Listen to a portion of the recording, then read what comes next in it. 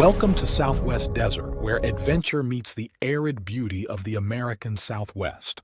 Join us as we explore the rugged landscapes, uncover hidden historical gems, and dive deep into the rich legends and culture of this iconic region. Subscribe now and hit the bell icon so you don't miss out on our latest desert adventures. Please leave a like or comment. This is very helpful. Let's journey together into the heart of the Southwest Desert.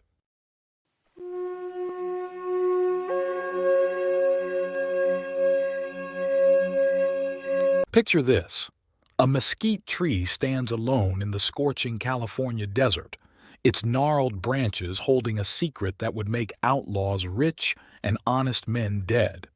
Attached to its trunk, a weathered wooden box swings in the desert wind, a makeshift post office where desperados deposit stolen gold and blood money, knowing that certain stagecoach drivers will carry their messages into the lawless mining camps of the Panamint Mountains.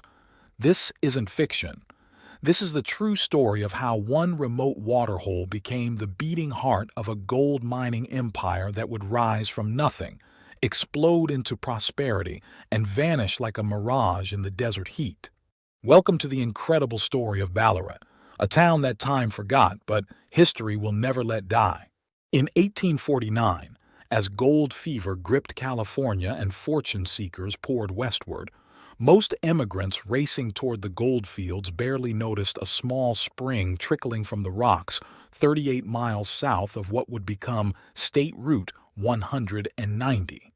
They called it Post Office Spring, though none could have imagined how prophetic that name would prove.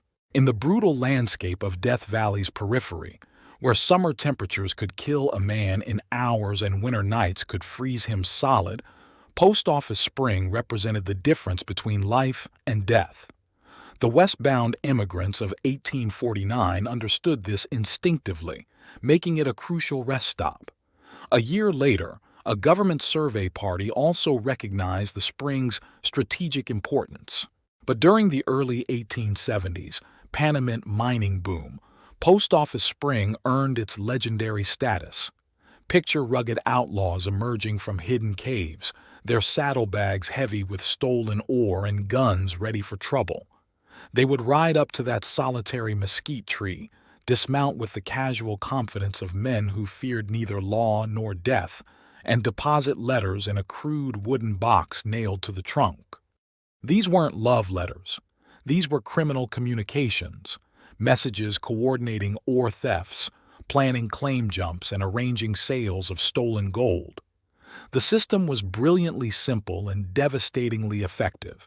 Certain stagecoach drivers, corrupted by easy money and constant danger, would stop at the tree during runs to and from Panamint, collecting outlaw mail and returning with replies, provisions, and payment. This makeshift postal system reveals something crucial about early Panamint range mining. It was a landscape where law existed only at gunpoint, where fortunes could be made or lost with a single strike or well-placed bullet, and where the line between legitimate prospector and dangerous criminal often blurred beyond recognition. Throughout the 1880s, as initial chaos settled into organized mining operations, Post Office Spring attracted a different breed of visitor. These were methodical prospectors who combed the west flank of the Panamint Range with systematic precision, using the spring as base camp for extended expeditions into mineral-rich canyons and ridges. Recognizing opportunity, enterprising merchants established infrastructure that would transform a seasonal camping spot into permanent settlement. In the early 1890s, a general store opened supplying prospecting equipment and provisions. Soon after, a blacksmith shop began operations, maintaining and repairing the picks, shovels, rockers, and drilling equipment that kept mining operations running. This wasn't just commerce. It was the foundation of civilization in one of America's most hostile environments. The transformation from seasonal camp to legitimate town happened with characteristic mining boom speed and drama. When the Ratcliffe mine and nearby operations began producing serious gold quantities in the mid-1890s, mining executives made a decision that would change the Panamint Range forever. They would lay out a proper town site supporting massive anticipated growth. The location choice was strategic genius.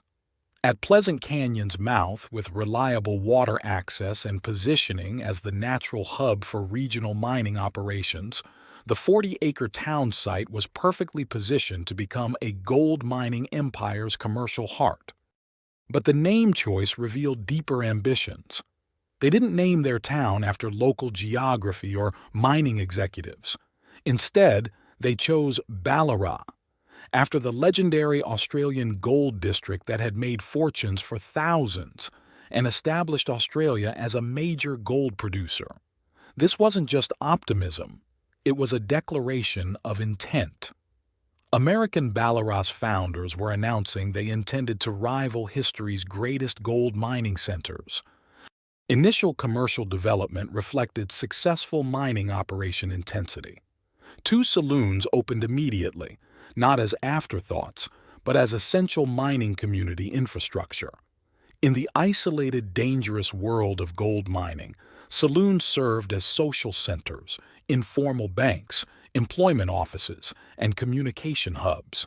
The specialized general store recognized that Ballarat's prosperity would rise or fall with surrounding mining success. By July 1897, when the post office opened with official government recognition, Ballarat had evolved into something unprecedented, a thriving desert metropolis built entirely on gold.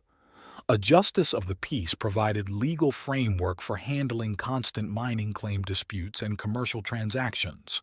Infrastructure expansion revealed residents' confidence about their future. A school served mine supervisors and permanent workers' families, showing people expected to build lives here, not just extract wealth and leave. A 2-story hotel catered to constant streams of mining investors, equipment salesmen, and engineers traveling between districts. A boarding house accommodated seasonal miners and prospectors whose labor kept gold flowing. Most importantly, Ballarat established itself as the transportation and communication hub for the entire Panamint Range mining district. Regular stagecoach service connected the town to Darwin and Johannesburg, creating reliable corridors for moving equipment, supplies, and precious ore shipments, the arteries keeping gold flowing from remote claims to San Francisco markets. At its peak in the late 1890s and early 1900s, Ballarat housed 400 to 500 residents, making it one of Death Valley region's largest settlements. As the primary supply center for Panamint Range mining operations, Ballarat's economic influence extended far beyond its physical boundaries. Contemporary accounts describe a community literally crawling with prospectors and miners. 7 saloons, gin shops, provided entertainment for men whose lives alternated between remote mining claim isolation and boomtown camaraderie. Multiple hash houses fed enormous appetites of men performing backbreaking labor in brutal desert conditions. Ballarat's influence extended beyond the immediate Panamint Range. Miners from Argus Range operations and Slate Ridge workers traveled significant distances for supplies and recreation. The town served as coordination point for regional mining labor, equipment sharing, and crucial information exchange about new discoveries and emerging opportunities. Among colorful characters calling Ballarat home, 2 figures embody different eras in American mining history. Shorty, Harris arrived as a living legend, already famous as co-discoverer of both Nevada's Bullfrog District and California's Harrisburg Mining District, major discoveries triggering significant booms. Harris chose to spend final years in Ballarat because the town represented everything he valued about mining culture: independence, optimism, and community among men understanding prospecting's unique challenges. His 1934 death marked an era's end. He was among the last original California Gold Rush generation survivors. Seldom seen Slim represented different tradition entirely. Arriving during Ballarat's decline, he stayed long after official abandonment, becoming one of the legendary desert hermits populating American West folklore. His decision to live alone in abandoned mining town until 1968 death wasn't eccentricity. It was faith that gold was still there, waiting for someone with patience and skill to find it. Ballarat's decline came as swift and dramatic as its rise. In 1905, the Ratcliffe mine suspended operations, removing the economic foundation supporting the entire community. This reflected hard reality that easily accessible gold deposits were exhausted and continued mining required capital investments that expected returns couldn't justify. World War I delivered the final blow. The war shifted national mining priorities from gold to strategic minerals, while improved transportation infrastructure made remote mining towns obsolete. Large corporations with modern equipment could extract remaining wealth more profitably from consolidated operations closer to major transportation networks. The September 1917 post office closure marked official end of Ballarat as functioning community, but the town's death had been gradual abandonment as residents sought opportunities elsewhere. Today, visitors can still see adobe walls, scattered dwellings, and cemetery marking where 400 people once built a thriving city in one of America's most challenging environments. Join my Patreon community and discover my art print products on my website in the links provided in my description and link above. Also, if you would like a particular image from my videos, give the timestamp for image, and I will upload it to my website and Patreon. Thank you for joining your desert frontiersman Alan for another Southwest Gold story. Check out my large catalog of Southwest videos and playlists on historical tales, legends, lost gold stories, and adult bedtime stories. If you like a certain image from my videos, tell me in comments and give timestamp. Happy trails.